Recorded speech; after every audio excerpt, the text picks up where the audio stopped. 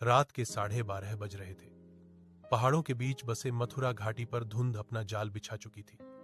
गांव के लोग कई सालों से एक बात जानते थे, फांसगढ़ हवेली की ओर अंधेरे में जाना मौत को दावत देने जैसा है। साजन, शहर से आए एक युवा फोटोग्राफर, इस डर को अंधविश्वास समझते थे।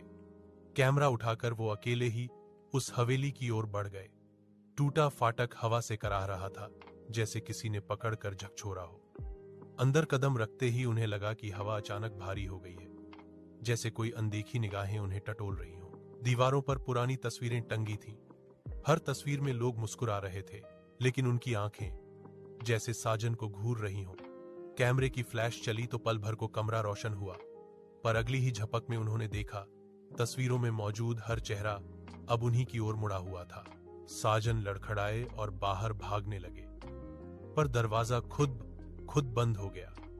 कमरे में ठंडी सांसों की आवाज भरी और एक टूटे आईने में एक आकृति उभर आई। खाली आंखों वाली एक औरत जो धीमे से बोली, अब तुम भी इस हवेली का हिस्सा हो। इसके बाद साजन की चीखें पहाड़ों में गूंजी और अगले दिन से वो भी एक तस्वीर बनकर उसी दीवार पर मुस्कुरा रहे थे। फांसगढ़ हवेली की दीवार पर साजन की नई तस्वीर टोंगे 2 ही दिन हुए थे कि गांव में अजीब घटनाएं शुरू हो गईं।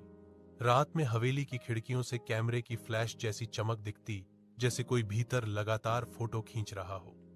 तीसरी रात एक चरवाहे ने हवेली के बाहर साजन की आवाज सुनी, दम घुटी हुई, मदद के लिए पुकारती हुई। डरकर उसने गांव वालों को बताया, पर कोई मानने को तैयार नहीं हुआ।